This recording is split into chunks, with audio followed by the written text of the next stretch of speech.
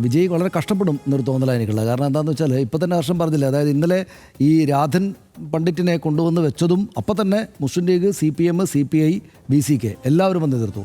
P ഷൺമുഖത്തിൻ്റെ tweet അപ്പം തന്നെ വന്നു. അതായത് ഭാരതിയാറിനെ കോട്ട് ചെയ്യട്ടെ, നമ്മൾ ഇന്നലെ പറഞ്ഞാണ്, ഭാരതിയാറിനെ കോട്ട് ചെയ്ത് ജ്യോതിഷികളെയും സയൻറ്റിഫിക് ടെമ്പറൊന്നും ഇല്ലാത്ത പരിപാടി പറ്റില്ല എന്ന് പറഞ്ഞ് വിമർശനം വന്ന ഉടനെ തന്നെ വിജയ് അതിനോട് പോസിറ്റീവായിട്ട് പ്രതികരിച്ചു, ആ സ്ഥാനത്ത് നീക്കി. പക്ഷേ അതെന്താണ്, അത് കാണിച്ചു തരുന്നൊരു പോസിറ്റീവായിട്ടുള്ള കാര്യം, ഈ പറയുന്ന സർക്കാരിന് മേൽ വളരെ ഗുണപരമായിട്ടൊരു സമ്മർദ്ദം മറ്റ് കക്ഷികളുടേത്, അദ്ദേഹത്തിൻ്റെ ഭാഗത്തില്ലാത്ത കക്ഷികളുടേത് ഉണ്ട് എന്നാണല്ലോ.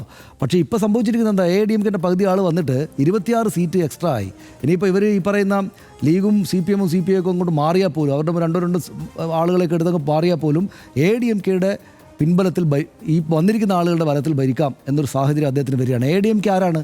അപ്പുറത്ത് BJPക്ക് ഒപ്പം നിന്ന ആളുകളാണ്. അവർ സയൻറ്റിഫിക് ടെമ്പറൊന്നും ചോദ്യം ചെയ്യാൻ പോകുന്നില്ല. അപ്പോൾ ഇത്തരം അപകടങ്ങളിൽ നിന്ന് ഉടനടി അദ്ദേഹത്തിൻ്റെ സർക്കാരിനെ തിരുത്താൻ ആവശ്യമായിട്ടുള്ള സമ്മർദ്ദത്തിനേക്കാൾ ഇതിനകത്ത് പൊല്യൂട്ട് ചെയ്യാവുന്ന പൊളിറ്റിക്സും കൊണ്ടുവന്നിരിക്കുന്ന ആളുകൾ ഇതിനകത്തുണ്ട് ഇപ്പോൾ എന്നതാണ് സാഹചര്യം. പിന്നെ നമ്മളവിടെ കണ്ടല്ലോ, ഇപ്പോൾ ഉദയനിധി സ്റ്റാലിൻ വളരെ സ്ട്രോങ് ആയിട്ട് ഞങ്ങളുടെ ആളുകളുടെ കടത്തിലാണ് നിങ്ങൾ ഭരിക്കുന്നതെന്ന് ഓർമ്മ വേണം എന്ന് പറഞ്ഞിട്ട് ഈ തിരുത്തൽ വരുത്തിയ ആളുകൾ ഞങ്ങളുടെ ആളുകളാണ്, ഇപ്പോഴും ഞങ്ങളുടെ മുന്നണിയിലെ ആളുകളാണെന്ന് സ്ഥാപിച്ചുകൊണ്ടാണ് അദ്ദേഹം സംസാരിക്കുന്നത്. അദ്ദേഹമാണ് ഇദ്ദേഹത്തെക്കാൾ പൊളിറ്റിക്സിൽ സീനിയർ, രാഷ്ട്രീയം നന്നായിട്ട് അറിയാവുന്ന ആൾ. വിജയ്ക്ക് ഈ കാര്യങ്ങൾ എങ്ങനെ കൊണ്ടുപോകണം എന്ന അറിവുണ്ടാകുമോ എന്ന സംശയം എനിക്ക് നന്നായിട്ട് ഉണ്ട്. പരിചയമില്ലാത്ത, ഒട്ടും രാഷ്ട്രീയ പരിചയമില്ലാത്ത ആ സഭയ്ക്കകത്തിരിക്കുന്ന ആൾ വിജയാണ് എന്ന കാര്യം നമ്മൾ ഓർക്കണം. ഇതിപ്പോൾ പുറത്ത് മാസിനെ കൊണ്ടുവന്ന് മാറ്റത്തിന് വേണ്ടി ആളുകളെ വോട്ട് ചെയ്യിക്കുന്ന പോലെയല്ല അതിനകത്ത് ഈ കാര്യങ്ങൾ നടന്നത്.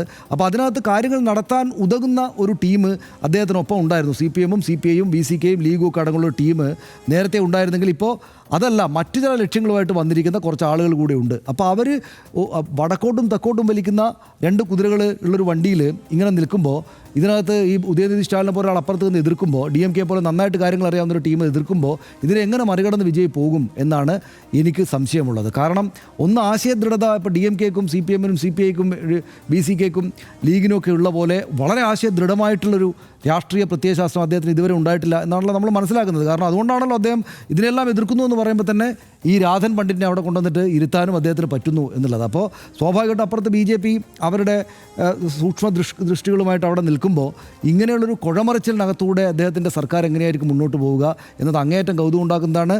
നമ്മൾ ഇതുവരെ കണ്ട നായകൻ അടിച്ചു പൊളിച്ച് വന്നു, ഗംഭീരമായിട്ട് വന്നു, ഉഗ്രൻ ഡാൻസും പാട്ടും സ്റ്റണ്ടൊക്കെ ഉണ്ട്. പക്ഷേ ക്ലൈമാക്സിലേക്ക് എത്തുമ്പോൾ എന്താണ് സംഭവിക്കുക എന്ന് നമ്മൾ കാത്തിരുന്ന് തന്നെ കാണേണ്ടി വരും.